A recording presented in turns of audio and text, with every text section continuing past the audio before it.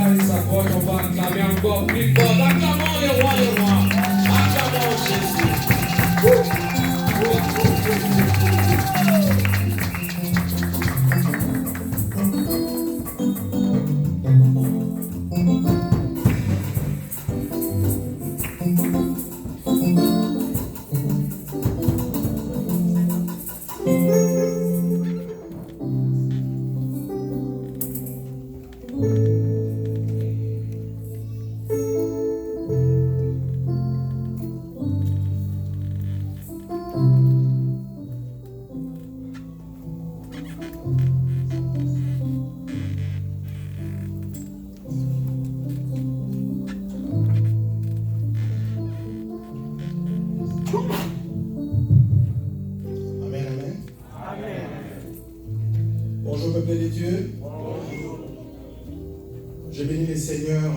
Ces dimanches qu'il nous donne.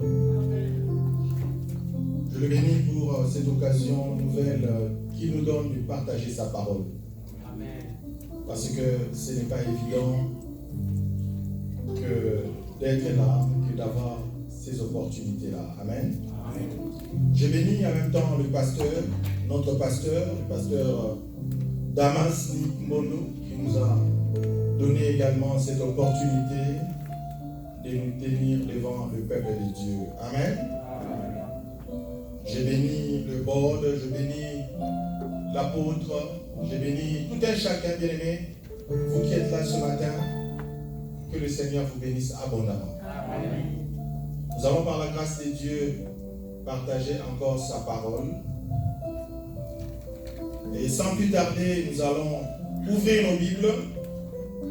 Bien-aimés, le Seigneur voudrait que nous puissions toujours avoir nos Bibles, avoir des blocs-notes et des stylos pour griffonner quelque chose lorsque le Seigneur nous parle. Amen. Amen. Nous allons lire la parole de Dieu dans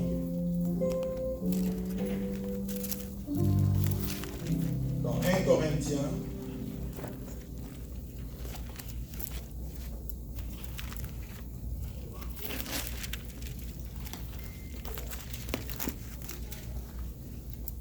Nous allons lire la parole de Dieu dans 1 Corinthiens.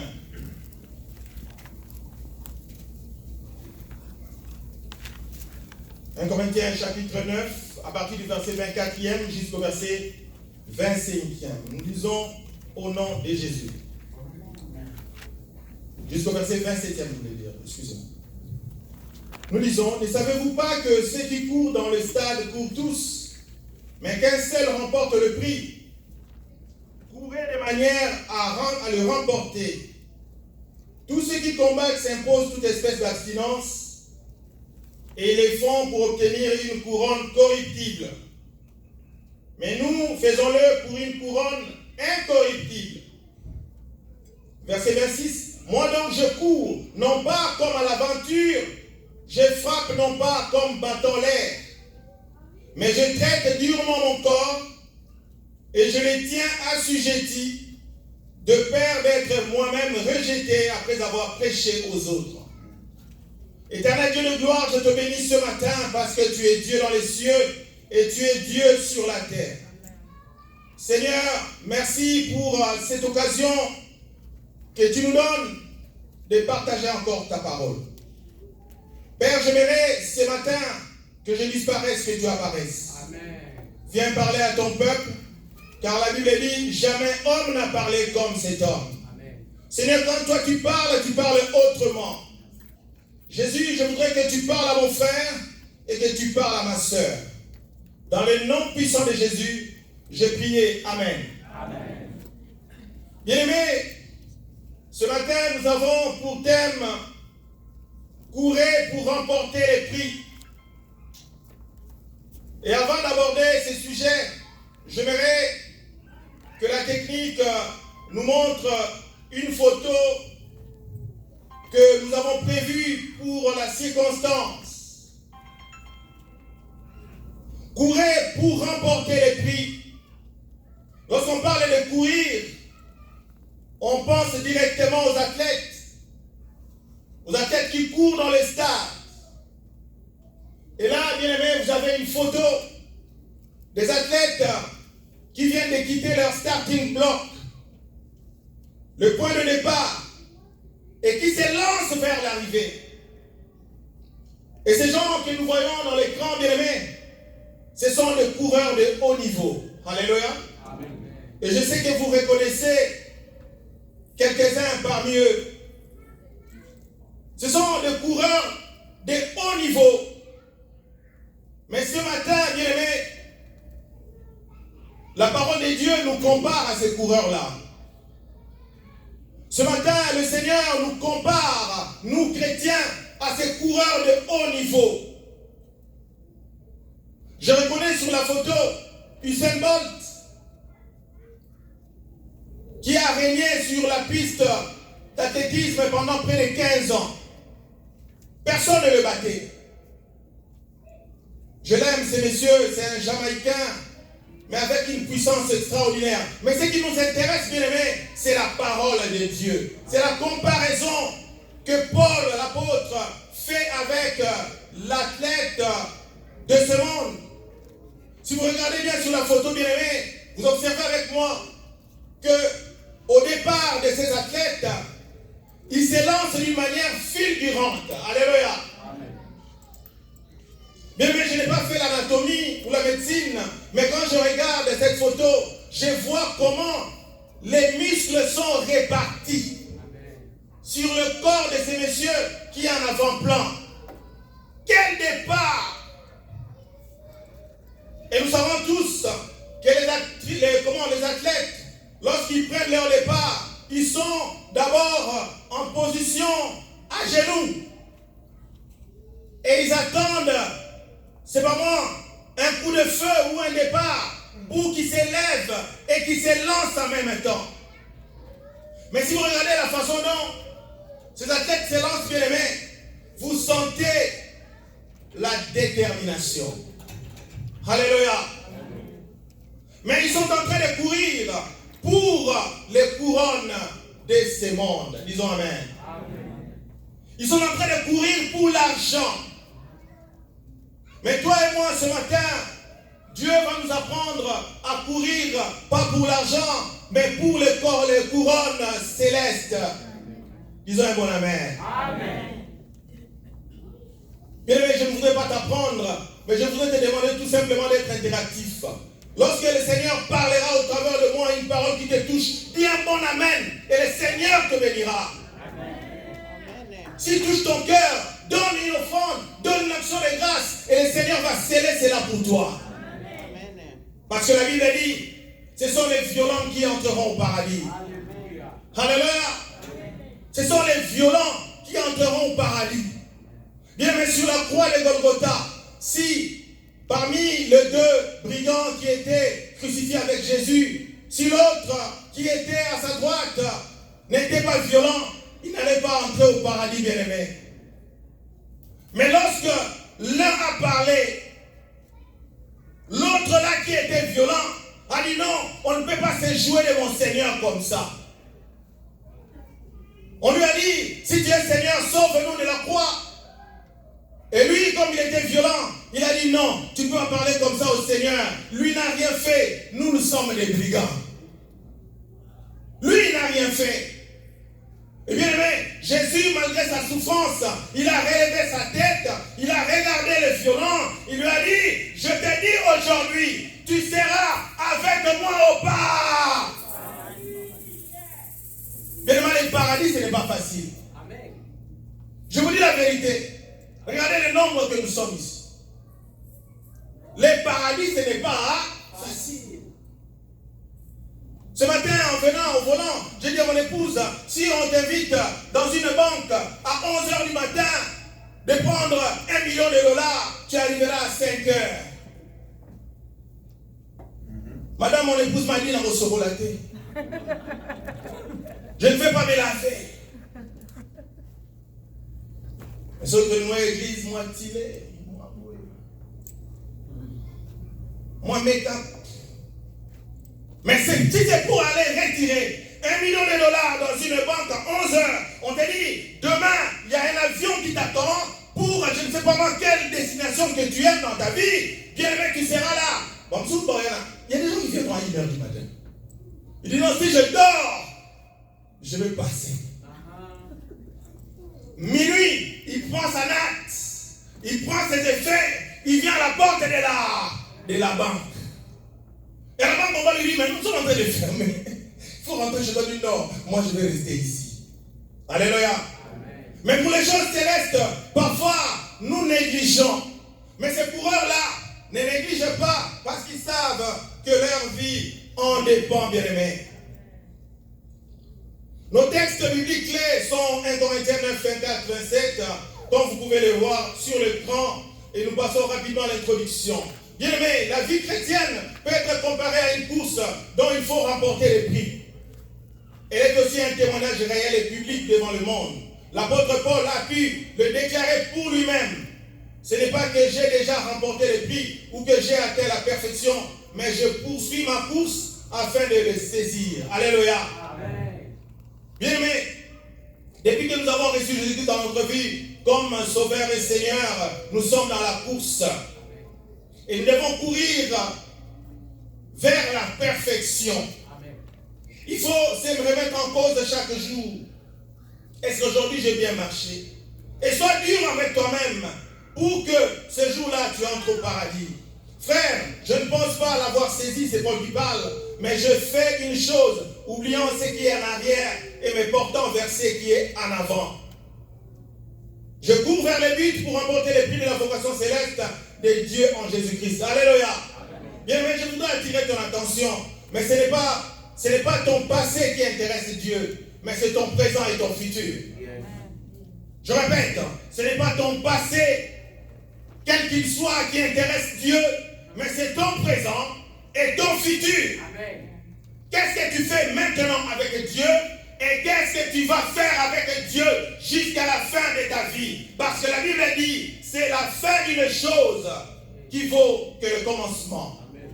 Mieux, la fin d'une chose, mieux vaut que son commencement. Comment finiras-tu ta vie?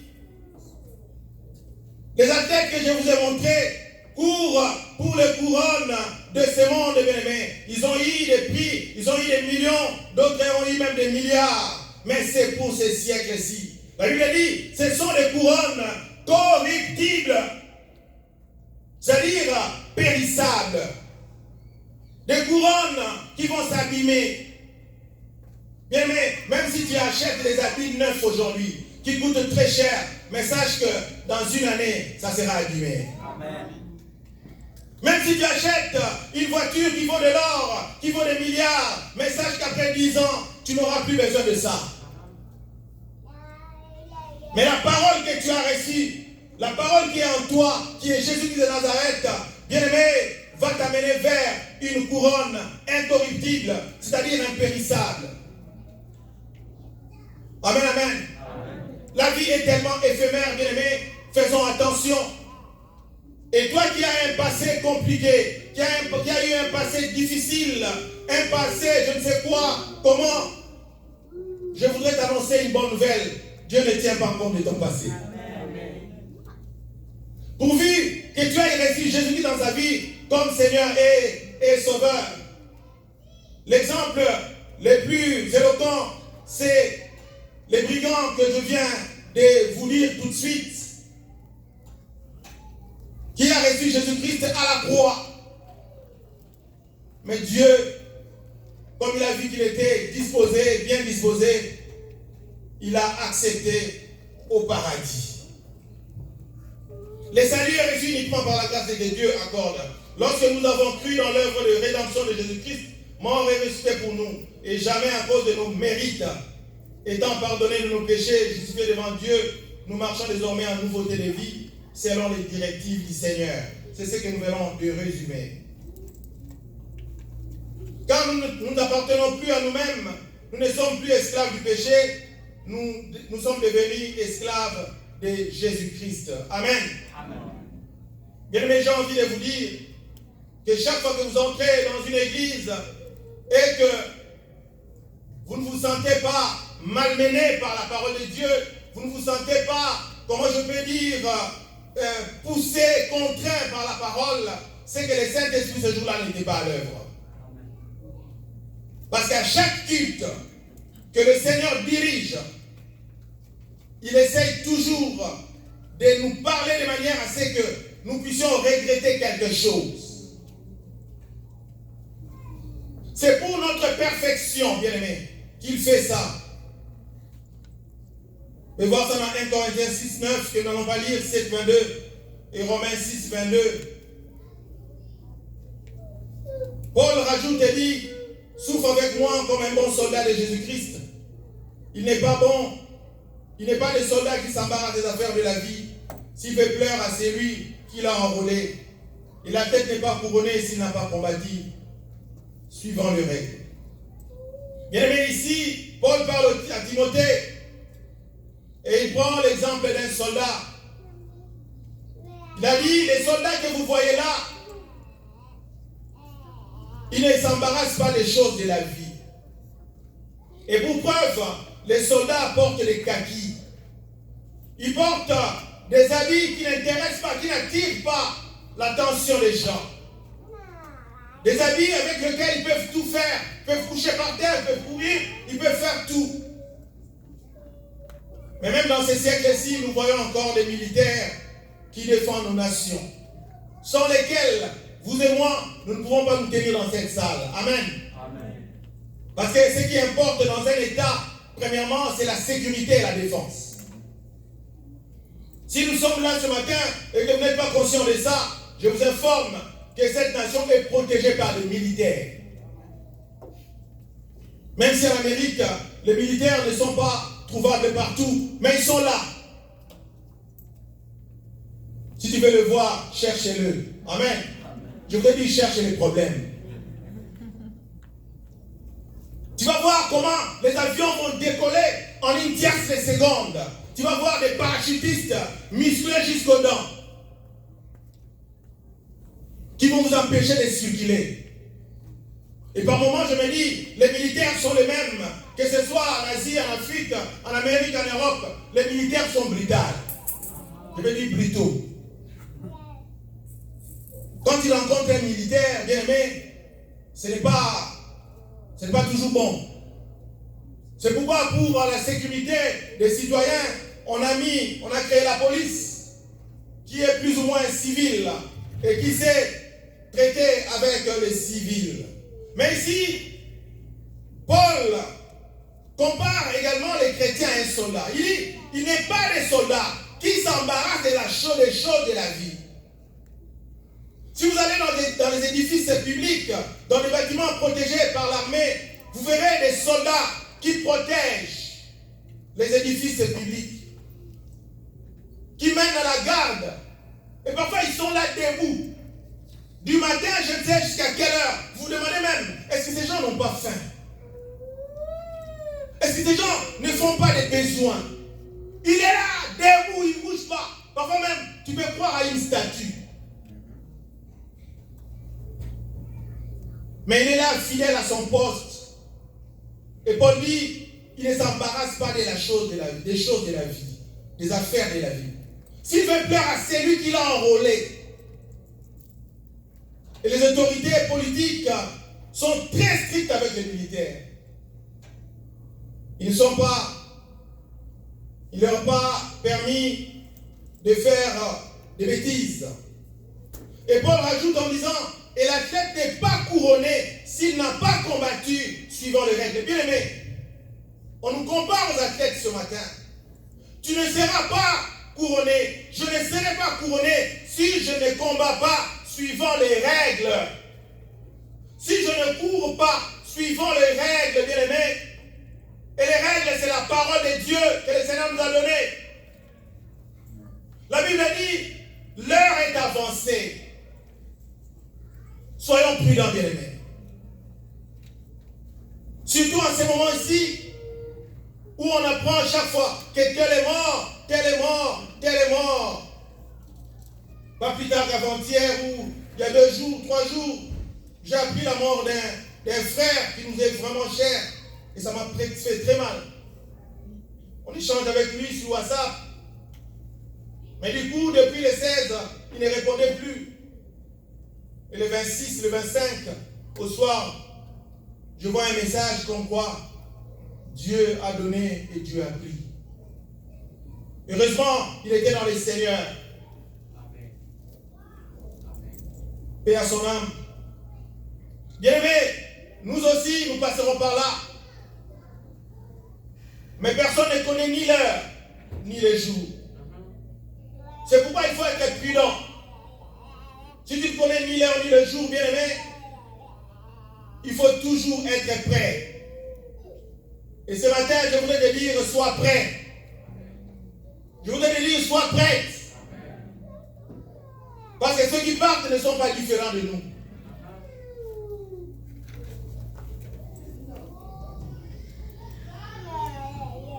Qu'est-ce que la détermination, bien-aimé?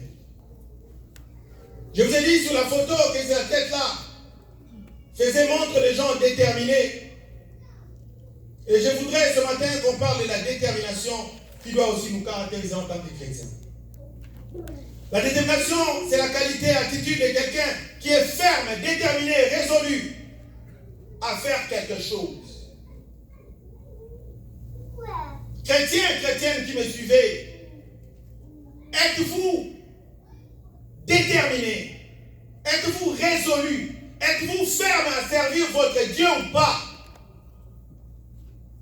Parce que beaucoup vont à l'église mais ne savent pas ce qu'ils vont chercher. Mais bien aimé, je vous dis que servir Dieu c'est une course. Nous devons faire preuve de détermination. Et la détermination vient du verbe déterminer. Être déterminé, qu'est-ce que ça signifie? Être déterminé, c'est être décidé, résolu, manifester de la détermination. Lorsque vous servez votre Dieu bien-aimé, soyez déterminé d'aller jusqu'au bout. Soyez déterminé à les servir bien. Les athlètes, en courant, tout le monde veut courir mieux que l'autre pour avoir les prix. Parfois avec un esprit de concurrence. Mais ce matin, bien-aimé, je voudrais t'inciter à courir aussi mieux que l'autre. Mais pas avec un mauvais esprit. Amen, amen. Amen. Cours mieux que l'autre en l'égalant. Si tu connais un frère qui prêche bien, qu'il soit ton modèle. Si tu connais une sœur qui chante bien, qu'il soit ton modèle, pour que toi aussi, tu accèdes à la félicité céleste.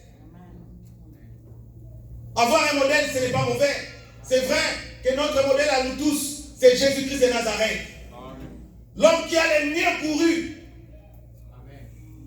À l'âge de 12 ans déjà, il était dans une synagogue en train de partager la parole. À 12 ans. Il a étonné les scribes et les pharisiens. D'où vient ce petit? Non, c'est le fils du charpentier. Oh! Même s'il a trouvé ce qu'il dit, personne ne comprenait. Et Jésus a évolué comme ça. 17 ans d'Iran, il prêchait la parole de Dieu. Les gens ne le connaissaient pas. Jusqu'à l'âge de 29 ans, où il était prêt maintenant à affronter, ou mieux, à exercer son ministère de manière pleine.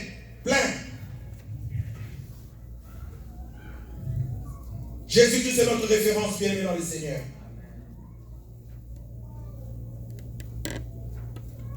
Être déterminé, dans la détermination, nous avons vu un mot qui est revenu. Attitude de quelqu'un qui est ferme.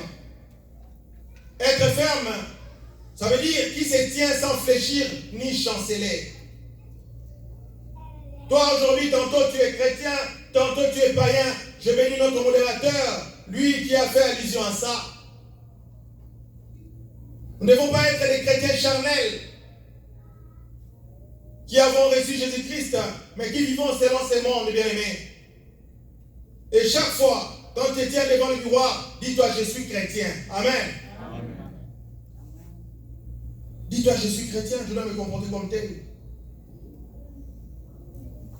1 Pierre 5, 8 à 9 nous dit, soyez sobres, veillez.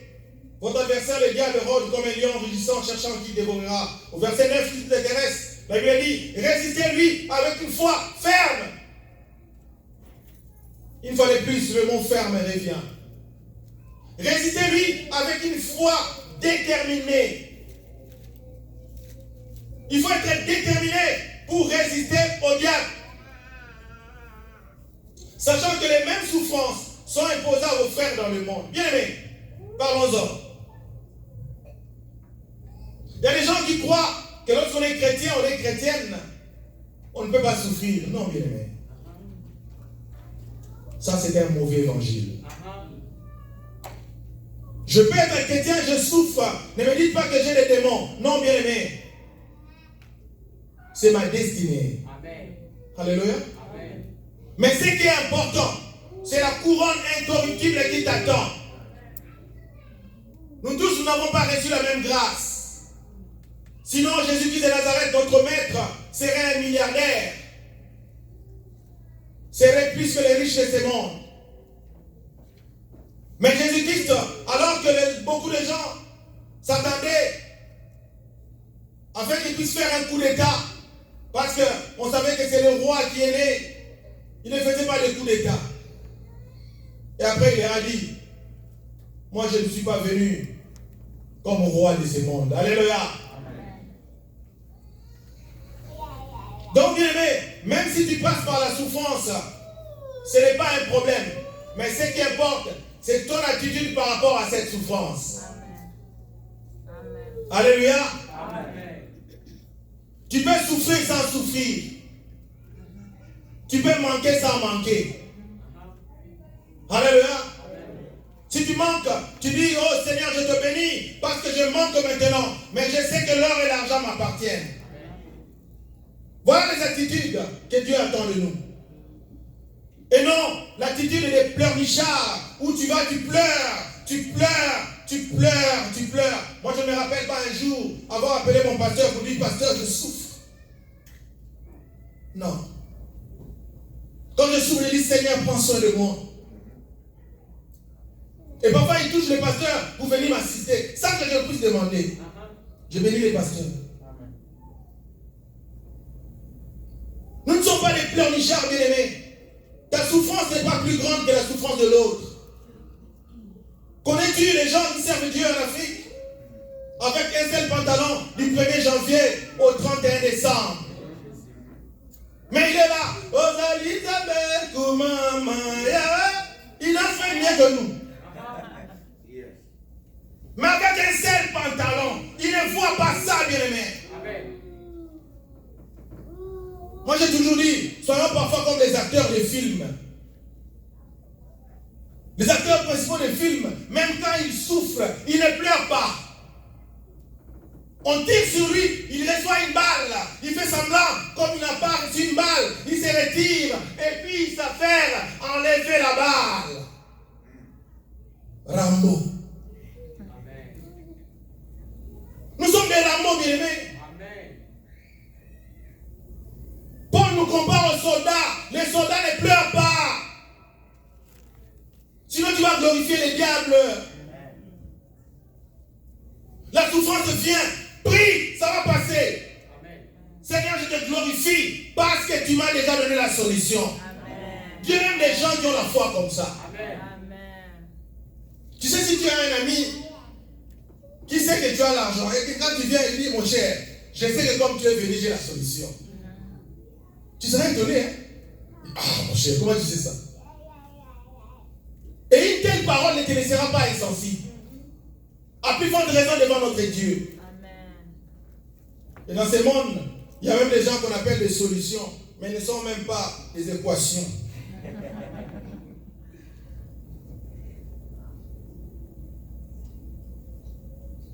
Dans 1 Corinthiens 9, 24, 25, l'apôtre Paul compare le chrétien à la tête qui concourt au stade. Sur la piste de course, la tête n'est jamais seule. Il y en a plusieurs qui courent, mais un seul remporte le prix. Bien aimés, nous aussi chrétiens, sachez que nous ne combattons pas seuls. Amen. Nous sommes nombreux. Amen. La chair ne t'attire pas toi seul, ça attire tout le monde. Même Paul. Paul pleurait même. C'est pas facile de servir Dieu. À l'époque, quand j'étais petit, quand quelqu'un devait devenir pasteur, la famille pleurait. La famille. Le pasteur est là. La famille pleurait. Comment il veut devenir pasteur? Pas qu'il sera pauvre. Alléluia. C'est aujourd'hui qu'on parle des pasteurs riches. Je ne sais pas comment ça se passe. Avant, on pleurait, la famille pleurait, papa pleurait, maman, parce qu'on veut consacrer son fils. C'est comme quelqu'un qui va dans l'armée, vous ne savez pas s'il reviendra. Alors, bien aimé, lorsque tu es chrétien, sache que tu ne combats pas seul. La souffrance que tu endures, ton frère t'endure aussi, moi aussi j'endure, ta soeur l'endure aussi. Mais ce qui fait plaisir, c'est que nous sommes tous en train de combattre. Amen. Vous savez, les soldats, quand ils sont au front, leur plaisir de savoir que son coéquipier qui est à côté, lui aussi est en train de combattre. Quand il tire, moi aussi je tire. Il tire, moi aussi je tire. Alléluia. Amen. Et ça encourage. Soyons comme les militaires, bien aimés. Paul dit, courez de manière à remporter les prix. C'est la détermination qui fait la différence dans la vie. De quelle manière cours-tu? C'est la grande question de ce matin. De quelle manière cours-tu? De quelle manière sers-tu Dieu? Depuis que tu as reçu Dieu, bien-aimé, tu es toujours mi-figue, mi-raisin. Nous devons servir notre Dieu pleinement. Tu dois servir Dieu dans le ministère qu'il t'a donné pleinement. Sois un bon serviteur de Dieu, sois un bon chanteur, sois un bon intercesseur, sois un bon modérateur. C'est la détermination qui fait la différence. Il faut être convaincu que tu as le salut. Amen. Amen. Il faut être convaincu. Vu les problèmes que l'église de Corinthe connaissait, l'église de Corinthe, vous la connaissez, bien aimé. C'était une église charnelle. Il y avait beaucoup de péchés là-dedans. Et Paul vient. Et il se rend compte que par rapport à tous ces problèmes-là, il devait donner un exemple fort. Et il a pris un exemple d'athlète pour les exhorter. Vous leur dites que vous êtes en train de courir, mais la manière dont vous courez là, vous risquez de ne pas remporter le prix. Paul voudrait tout simplement dire que celui qui court avec négligence ou sans détermination ne pourra jamais remporter le prix. Quand les gens courent à plusieurs, il y a une seule coupe, bien aimée. Alors il faut beaucoup d'efforts pour l'avoir. Mais ce qui est intéressant, l'image que le Seigneur m'a montrée la nuit, bien aimé, nous sommes en train de courir vers la perfection. La perfection, c'est, bien aimé, d'avoir 100% avec Jésus. Nous aurons nos prix. Alléluia. Amen. À la différence de ce monde. Dieu m'a dit, si nous tous nous courons bien, même si nous sommes 1000, nous tous 1000, nous serons les premiers. Alléluia. Amen. Car la Bible dit, vous êtes la tête et non la queue. Et quand tout le monde est les premiers ex-aequo, les premiers ex-aequo, il n'y aura pas les derniers. Alléluia. Amen. C'est à ça que nous aspirons. Amen. Je voudrais que je cours bien, que mon frère aussi court bien, que ma soeur aussi court bien, afin que nous tous, nous ayons des prix. Amen. C'est pourquoi un bon chrétien prie pour sa famille, prie pour ses frères, afin qu'eux aussi entrent dans la gloire de Dieu. Il ne faut jamais souhaiter qu'il parte en enfer. Non, bien aimé. Ne dites pas celui-là, il va aller en enfer, il verra. Oh non, bien aimé, c'est quoi ça? Il va voir quoi? Prie pour lui, afin qu'il n'aille pas en enfer. Parce que la souffrance de l'enfer est incomparable. Rappelez-vous de la photo, les athlètes sur la première page. Observez l'attitude, je vous ai parlé de l'attitude, la détermination. Quelques abstinences ou sacrifices, bien aimés, consentis par les athlètes. J'ai relevé dans ces textes quelques abstinences ou sacrifices que les athlètes ont consentis. Bien aimés, 1 Corinthiens 9, 24, 25 nous dit, nous en parlé, nous avons lu, les athlètes de ce monde s'imposent toute espèce d'abstinence ou sacrifice afin d'obtenir des prix ou des trophées. S'imposent toute espèce d'abstinence. Et ce terme a attiré mon attention. une abstinence. Action de s'abstenir. S'abstenir vient du latin. Abstinere. S'empêcher de faire quelque chose. Tenir éloigné. C'est priver de l'usage de quelque chose. Chrétien, parlons-nous en face. Un chrétien n'est pas appelé à tout faire. Alléluia. Un chrétien n'est pas appelé à tout faire. Si tu veux avoir les prix, il y a des sacrifices à faire. Il y a des abstinences à faire. C'est très important.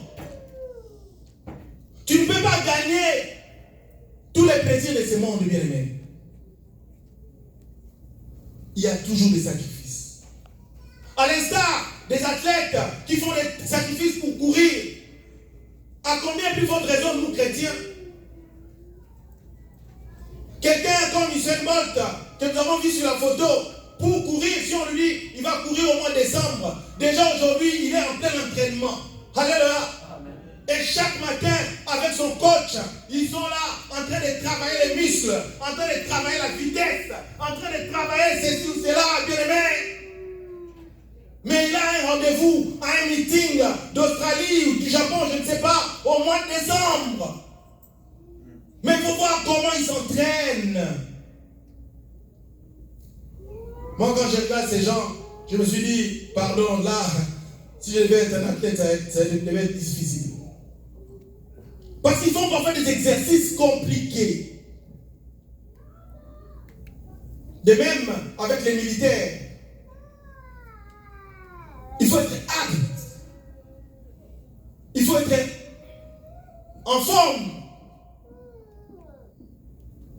Mais nous, qu'est-ce que nous faisons? Les athlètes aussi, bien aimés, il y a des choses qu'on ne leur demande pas de manger. Il y a des choses qu'on ne demande pas de boire. Sinon, s'il les fait, son coach va les gronder terriblement. Le coach peut même démissionner. Alléluia. Méfiez-vous, ces grands athlètes que vous voyez, ils ont aussi des grands coachs. Et le coach lui donne le programme, il dit tel jour on va faire ça, tel jour on va faire, tel jour on va faire ça. Et toi, écoutes-tu ton coach? Alléluia. Amen. Ton coach, c'est le Saint-Esprit. Alléluia. Il te parle instamment. Ne va pas là-bas, tu pars. Ne fais pas ceci, tu fais. Ne rentre pas, tu rentres. Et tu te dis, qu'est-ce que ça va faire? Tu risques de rater ton prix.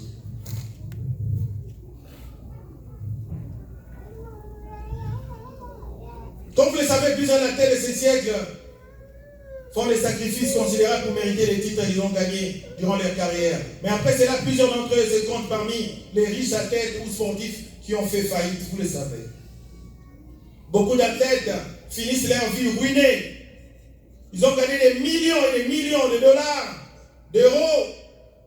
Mais enfin, bien aimés, certains même finissent dans la rue, comme clochards, comme homeless.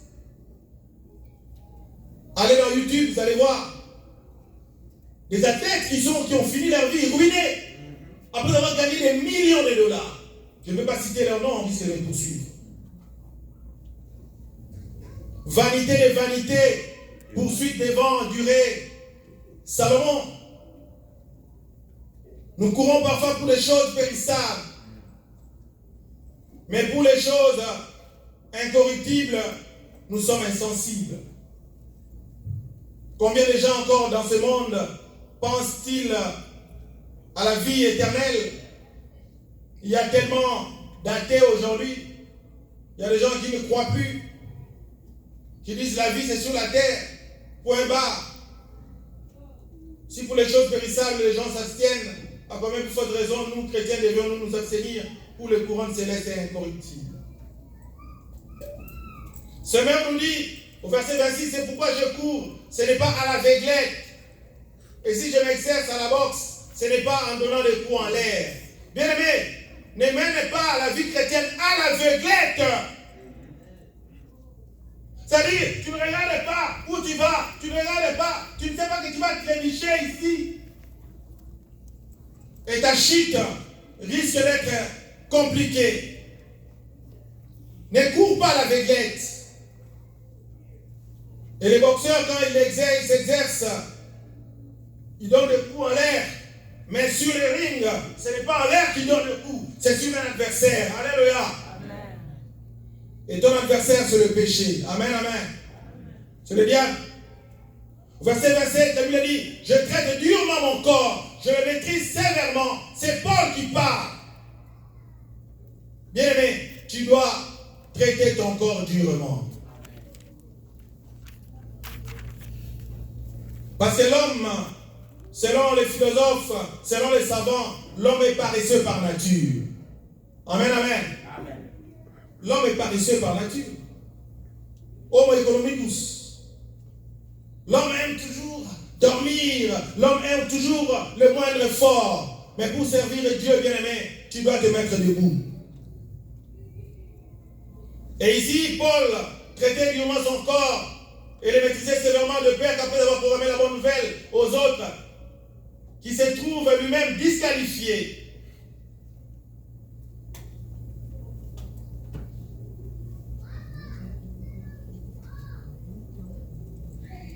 Selon l'image de la tête, la discipline stricte que Paul impose à son corps n'est pas inspirée par le mépris du corps ou l'ascétisme, mais vise à en faire un instrument efficace au service de Dieu. Bien, mais laisse-moi te dire, ton corps doit être un instrument au service de Dieu. Amen. Parce que Jésus n'a de corps que ton corps. Jésus n'a de tête que ta tête. Jésus n'a de mains que ta main. Jésus n'a de pieds que tes pieds. Amen. Parce que lui, il est dans l'invisible maintenant. Il agit au travers de nous. Amen. C'est ce que Paul voulait dire. Notre corps doit être un instrument efficace au service de Dieu. Dieu nous appelle à la discipline. Il n'y a pas de bons résultats sans la discipline personnelle. Chrétiens, écoutez-moi ce matin, où que vous soyez, il n'y a pas de bons chrétiens sans discipline.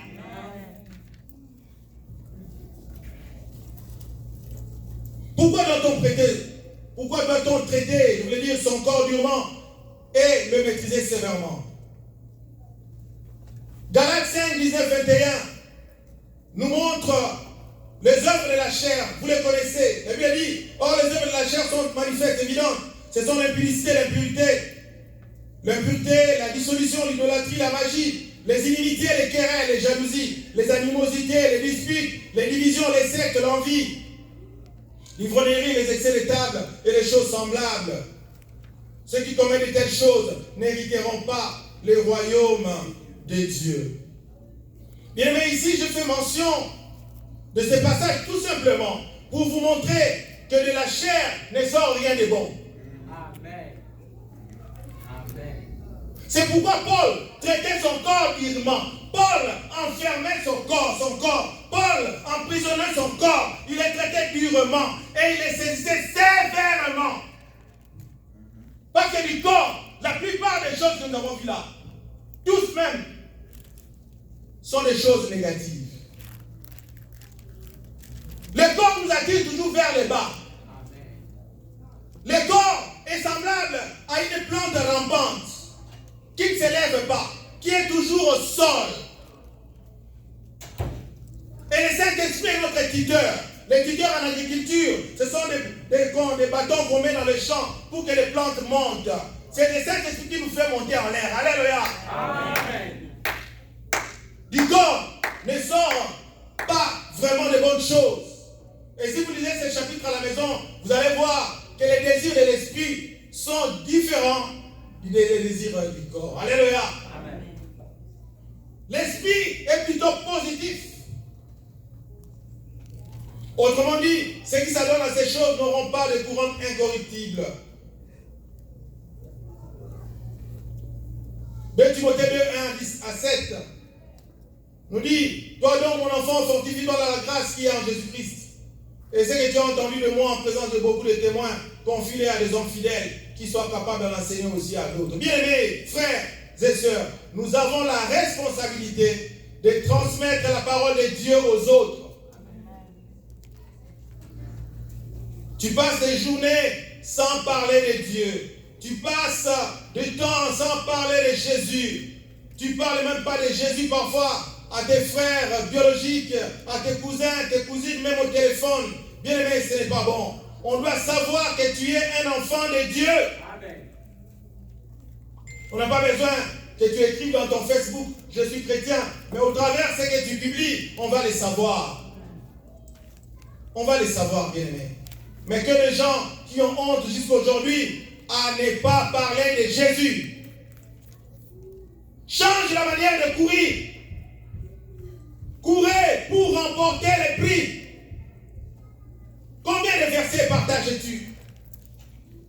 Oh, je me rappelle, quand on grandissait dans la foi, bien aimé, on était devenus comme des fous. Partout où j'allais, j'ai partagé la parole. J'ai partagé la parole. J'ai partagé la parole. Jusque dans ma famille, on me disait que cet enfant doit être envoûté. Je n'étais pas envoûté, j'étais rempli du Saint-Esprit. Bien aimé, parlez du Seigneur. À vos visiteurs, parlez de Jésus. Je me rappelle, un jour, j'ai quitté une ville du Congo, j'ai quitté Bukavu. On prenait l'avion vers Kalemi. Et dans l'avion, j'ai eu un voisin. Et avant même le décollage, on nous a demandé de serrer nos ceintures. Et j'ai commencé de parler de Jésus à mon voisin. Amen. Amen. J'ai commencé la conversation en lui posant une petite question. J'ai dit, si nous décollons ici, l'avion s'écrase, où est-ce que tu vas aller? Il dit, ah frère, question de... Quel genre de question? J'ai dit, non, si cet avion ne décolle pas, ne réussit pas. Vous savez, Bukavu, c'est une ville terrible. Hein? Bukavu, l'aéroport de Bukavu est encerclé de montagnes. Et ces montagnes-là, comment je peux dire, échouent même dans les nuages. Et parfois, on cherche des pilotes expérimentés qui connaissent l'endroit pour faire décoller les avions là-bas. Si vous nous dites, beaucoup d'avions s'écrasent dans les montagnes. Et ce frère m'a trouvé drôle. Je lui dis, si on s'écrasait, où est-ce que tu vas finir ta vie? Il dit, quelle question? Et j'en ai profité pour lui faire recevoir Jésus-Christ comme sauveur et Seigneur. Ce frère-là a rapidement reçu Jésus. J'ai dit, prie avec moi, avant que l'avion ne décolle. Prie avec moi. Bien, mais vous avez l'autorité que Jésus a donnée. Et je ne connaissais pas qu'il était une autorité ou quoi. Il a commencé à faire ce que moi je disais. J'ai dit, prie avec moi. Seigneur Jésus, dis Seigneur Jésus. Et l'avion faisait les taxis. Alléluia. Et après l'avion a décollé. L'avion ne s'était pas écrasé. La preuve, je suis devant vous. Acclamons le Seigneur.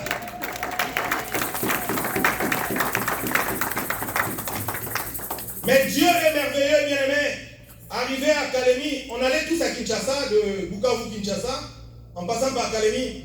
Arrivé à Kalemi, je n'ai plus vu les frères. Quand je les cherchais dans la salle d'attente, ils venaient d'être débarqués.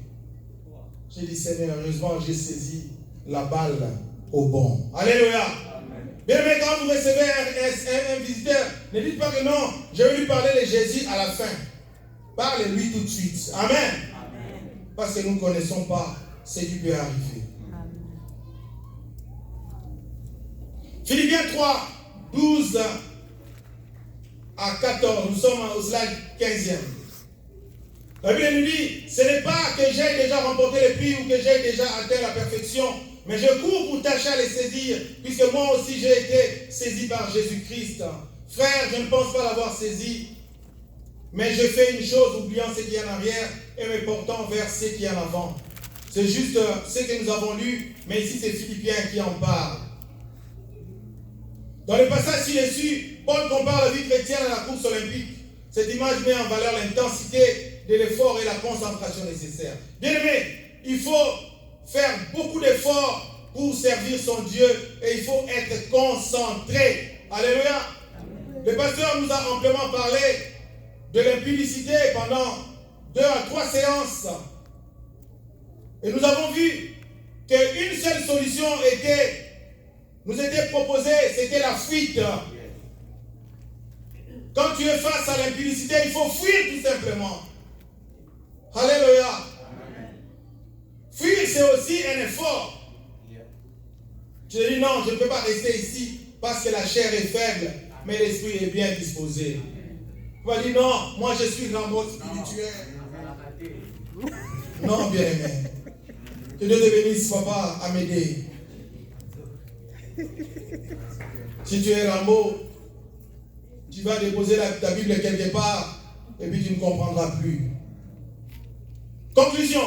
2 Timothée 4, 5 à 8. La Bible dit, mais toi, sois sobre en toutes choses, supporte les souffrances, fais l'œuvre d'un évangéliste, remplis bien ton ministère. Ici, quand on parle d'évangéliste, on parle des prédicateurs de la parole. Bien, il faut prêcher la parole aux autres.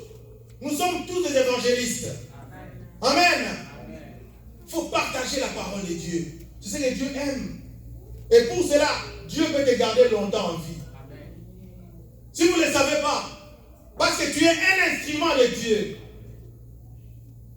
Quand les gens vont commencer à tomber, Dieu va regarder, non, celui-là je le garde, c'est mon instrument. Alléluia. Parce que la Bible dit, on émonde les branches qui sont inutiles de l'arbre. Quand les vignerons viennent, ils regardent l'arbre, l'arbre ne donne pas. Eh bien, il émonde l'arbre, les branches mortes, il les coupe et il les met au feu. Pour que l'arbre donne. Amen. Mais si tu es un bon sarment, si tu es une bonne branche, tu ne seras jamais émondé. Dis Amen. Tu ne seras pas émondé.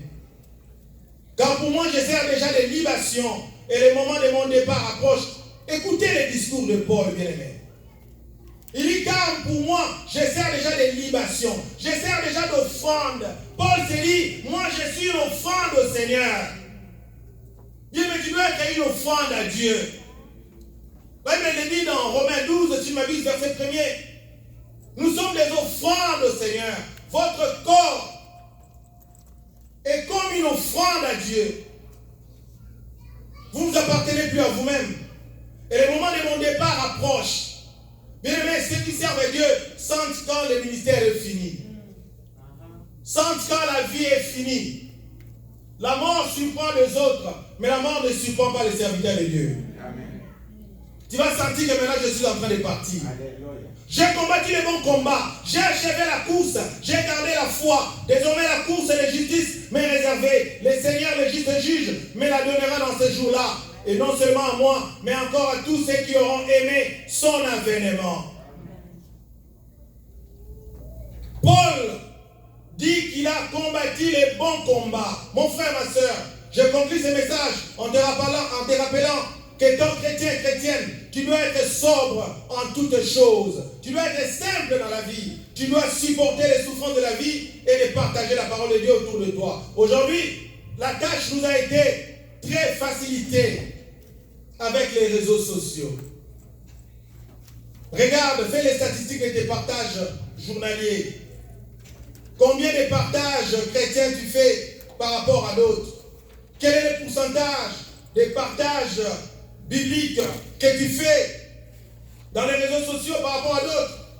Tu peux chaque jour partager des prédications, exhortations, versets bibliques à travers plusieurs personnes dans le monde entier. Et Dieu va te couronner. L'apôtre Paul compare sa mort prochaine à un départ, soit à celui d'un bateau qui largue les amarres. Un bateau, avant de partir, il signale toujours point, point, point, et on largue les amarres, c'est-à-dire on lâche prise. Le bateau ne part pas comme ça. Et c'est ce que Paul fait dans ce passage. Soit c'est lui une troupe de soldats qui lève le camp. Il y aura un moment, bien aimé, que toi et moi, nous allons lever le camp. Il y aura un moment où toi et moi, nous allons lâcher prise. Ton esprit va sortir de ton corps et ta mission sera terminée. Mais dans l'entretemps, je t'exhorte de courir pour remporter le prix. J'ai combattu les bons combats, j'ai achevé la course. Par cette image sportive, Paul compare sa vie et son ministère à une course qu'il achève victorieusement. Bien aimé, achevons notre vie victorieusement en Jésus-Christ. Ma prière est qu'après avoir écouté ce message, bien aimé dans le Seigneur, que tu changes ta façon de courir. C'est-à-dire de mener ta vie chrétienne. Désormais, tu cours avec détermination de manière à remporter le prix de la vocation céleste de Dieu en Jésus-Christ. Disons tous Amen, Amen, Amen. Amen. Nous nous levons pour la prière. Courez pour remporter.